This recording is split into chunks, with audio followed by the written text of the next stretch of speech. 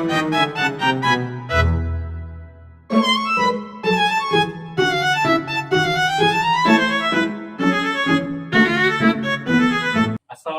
warahmatullahi wabarakatuh. Waalaikumsalam warahmatullahi wabarakatuh. Terima kasih kepada saudara-saudara yang telah hadir dan ikut berpartisipasi dalam kegiatan konseling kelompok kita kali ini. Sebelum memulai kegiatan, ada baiknya kita berdoa. Berdoa menurut agama dan kepercayaan kita masing-masing. Doa dimulai. Doa selesai. Sebelumnya, saudara-saudara sudah tahu belum apa itu konseling kelompok? Jadi, konseling kelompok adalah kegiatan yang dimana pemimpin dan anggota kelompok membahas masalah individu dan mencari untuk menyelesaikan masalah tersebut. Jadi, tujuan konseling kelompok adalah meningkatkan pemahaman diri dan mengatasi masalah pribadi atau sosial. Manfaatnya pengembangan keterampilan sosial, peningkatan kepercayaan diri, dan memecahkan masalah yang ada saat ini. Selanjutnya, dalam konseling kelompok ini ada beberapa tahap. Yang pertama tahap pembentukan, tahap peralihan, tahap kegiatan, dan tahap pengakhiran. Jadi di sini saya harap teman-teman merahasiakan apa yang sudah kita bahas di sini, yang artinya tidak membawa pembahasan ini keluar-keluar. Saya harap juga teman-teman sukarela untuk mengikuti kegiatan ini dari awal sampai akhir. Saya harap teman-teman aktif, berpartisipasi aktif dalam kegiatan ini, dan jika ada pertanyaan atau ingin mengumumkakan pendapat, angkat tangan terlebih dahulu. Jadi, teman-teman sini sudah pada kenal belum? Oke, baik. Jadi untuk perkenalan, saya akan mengadakan games. Gamesnya itu rangkaian nama. Jadi, dari Bapak ini menyebutkan namanya, dan dilanjutkan Bapak ini menyebutkan nama Bapak sebelumnya dan nama dia. Paham ya? Paham. Oke, kita mulai. Nama saya Bio. Pak Budiang, nama saya Dia. Pak Rian, nama saya Bu Evi. Bu Evi, Pak Rian, Pak Bulung, nama saya Derwina Batubara. Nama Bapak itu Boyong, nama Bapak ini Pak Rian, nama Ibu Tu Evi, nama Ibu ini Derwina, dan saya sendiri Khairia. Nama Bapak itu Boyong, nama Adik itu Rian, nama Ibu itu Evi, nama Ibu itu Derwina, nama Ibu ini Khairia, nama saya Mutiara. Nama Bapak itu Boyong, nama Adik itu Rian, nama Ibu itu Evi, nama Ibu itu Derwina, nama Ibu itu Khairia, nama Ibu ini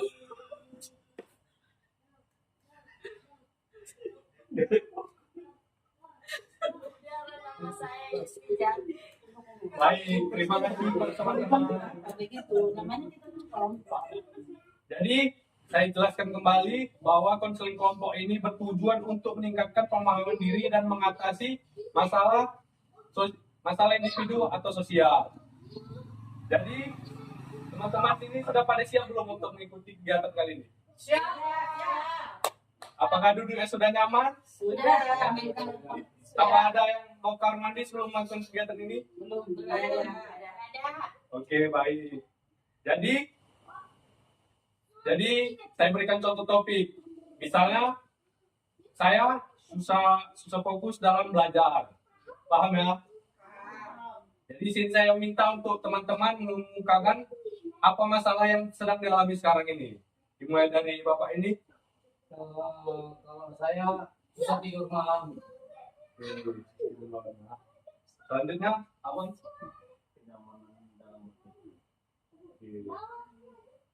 Kalau saya susah mengontrol emosi saat berhadapan dengan murid-murid. Berarti profesinya guru ya? Kalau ibu masalah kesehatan kegemukan. Kalau saya masalah ekonomi. Oke. Kalau saya susah untuk mengendalikan emosi pada saat misalnya nggak mood dalam bekerja gitu. Ya, oke. Masalah saya kurang memanage waktu atau membagi waktu.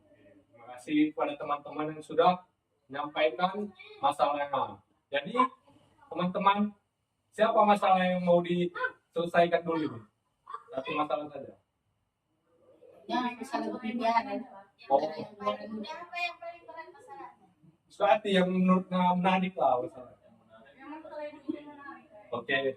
Jadi tadi boleh ulang permasalahannya apa? Masalahnya itu susah untuk mengontrol diri atau bersikap profesional, tetap profesional pada saat kita dalam kondisi misalnya marah atau nggak mood gitu. Oh iya.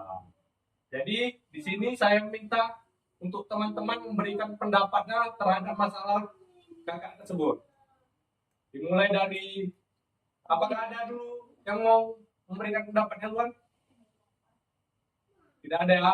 Baiklah kalau tidak ada, lanjutkan dari sebelah kanan saya.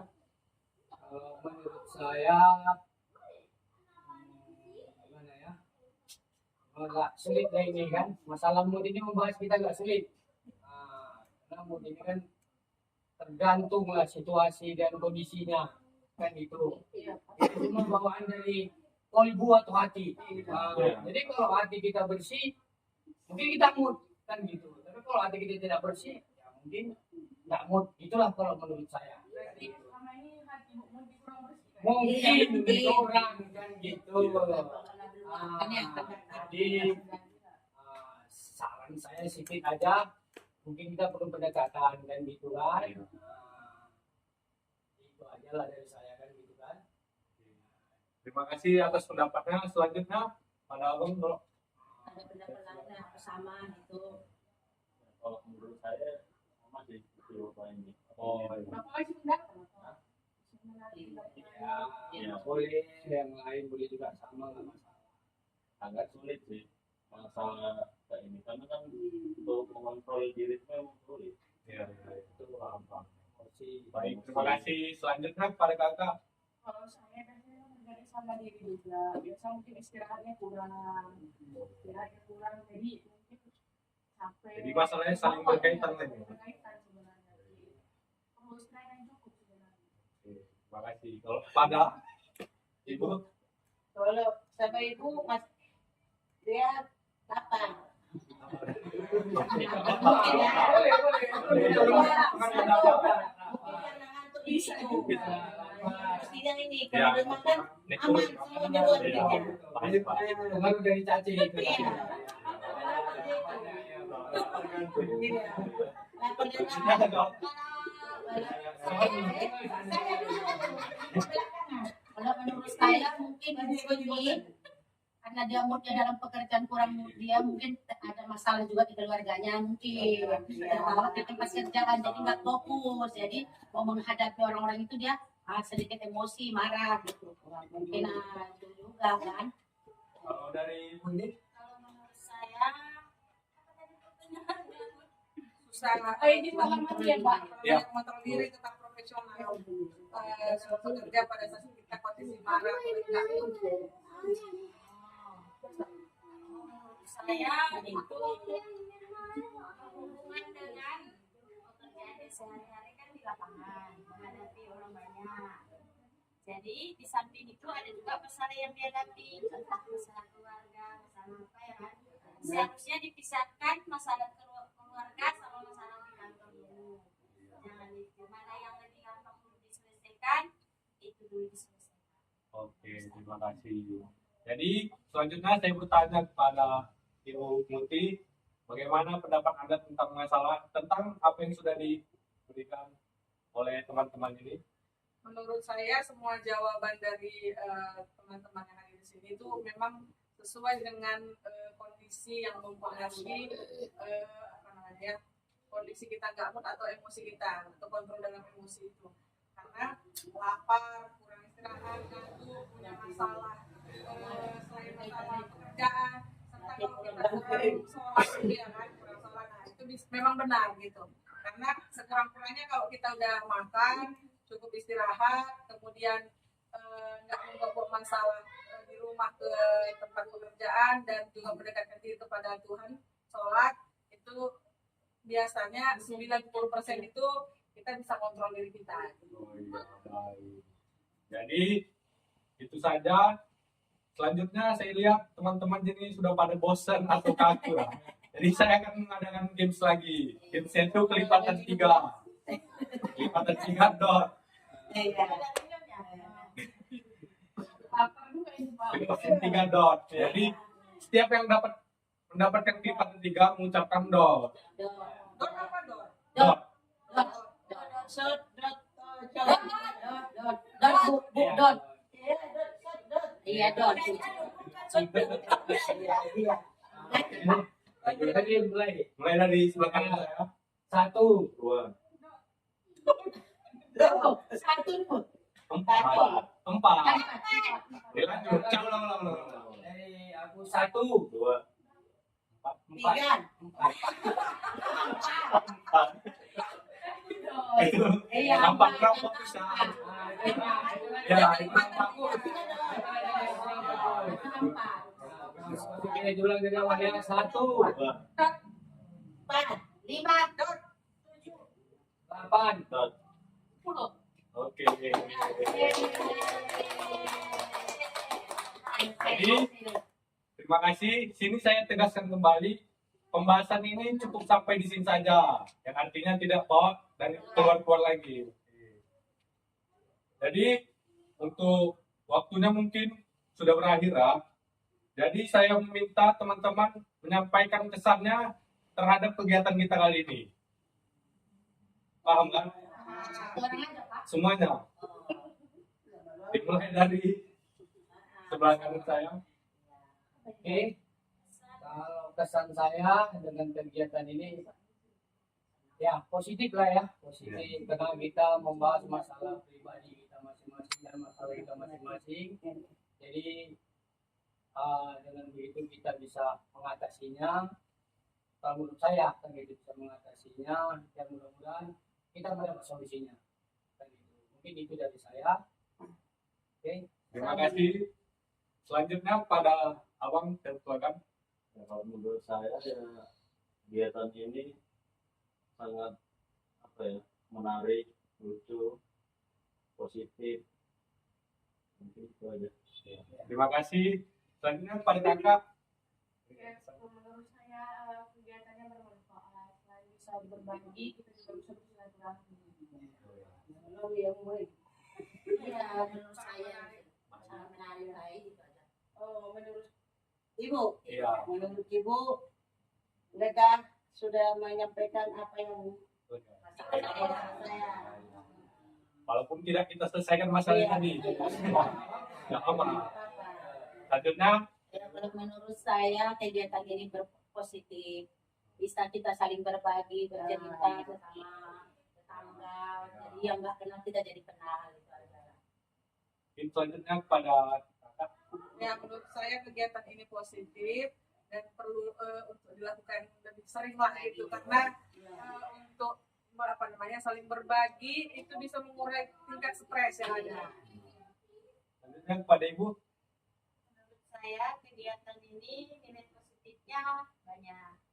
Misalnya ada masalah bisa diselesaikan dengan solusi, entah berbagai cara bisa dipecahkan apa jalan keluarnya. Terima kasih pada teman-teman yang sudah memberikan pesannya. Selanjutnya, saya minta teman-teman apa yang teman-teman lihat dan cara teman-teman berpikir, merasa, bertindak dan bertanggung jawab terhadap apa yang kita bahas tadi. Maksudnya tadi kan kita sudah bahas masalah. Jadi bagaimana cara kita berpikir, merasa, bertindak dan bertanggung jawab. Ini berarti apa yang kita rasa? Enggak, iya, sekati. Ya, sekati audiens saya. Bukan aja dari poinnya aja kontek. Oh ya. Apa yang mau cara menyelesaikan ya gitu? Ya, setelah tadi kita bahas permasalahan kakak ini, bagaimana cara kita berpikir, merasa, bertindak, dan bertanggung jawab terhadap masalah itu. Oh, dari aku Salah jawab. satu. Ya, boleh. Baby ngebahas. Setelah kita membahas masalah ini kan namanya kayaknya refleksi gitu ya. Jadi kalau kita sudah membahas masalah ini, kita jadi tahu nggak cuma kita yang punya masalah gitu. Ada lagi yang punya masalah selain kita. Jadi kita nggak perlu stres, gitu ya kan masalah itu tetap ada, cuma kan harus cari solusi. Itu yang saya pikirkan setelah kita bahas masalah. Ya, terima kasih kepada kakak ini. Selanjutnya, apakah ada lagi yang ingin menyampaikan pendapatnya? Saya sebagai yang punya masalah, Oke. Iyalah, inilah. saya merasa dan saya merasa artinya seperti yang disampaikan Ibu MP, tidak bukan hanya sendiri yang memiliki masalah. Jadi untuk tindak lanjut lah gitu ya kan, untuk menyelesaikan ya ke depannya gitu kan, artinya kita lebih mempersiapkan diri pada saat kita mau bekerja itu, seperti misalnya kita makan atau sarapan pagi, kemudian kita istirahat jam cukup malam ya kan, cepat istirahat, kemudian sholat subuh pagi sebelum kita berangkat dan berdoa sebelum bekerja. Itu saja. Terima kasih kepada teman-teman yang sudah menyampaikan pendapatnya. Selanjutnya, setelah dari kegiatan ini, apakah ada teman-teman rencana lagi untuk melakukan kegiatan ini? Ada. Kalau dipanggil lagi, Iya, Bapak bawa makanan lah. Lagi. tapi lain kali dibawa lah makanan dan minuman. Sampai-sampai. Oh iya, boleh. Ini masalah itu yang timbul gitu. Oke, terima kasih.